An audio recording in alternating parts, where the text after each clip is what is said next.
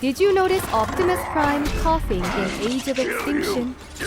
Right after Cade finds him hiding in the theater, Prime lets out a rough cough, like a sick human. But wait, he's a robot, right?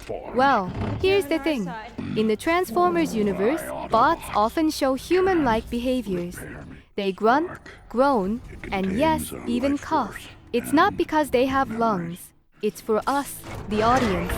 It helps us connect with them emotionally. I need to go. That cough, I need to go now. it's not about breathing, it's a symbol. Prime is wounded, broken, and vulnerable, Targets now. just like a human would be. Even a leader like him isn't invincible.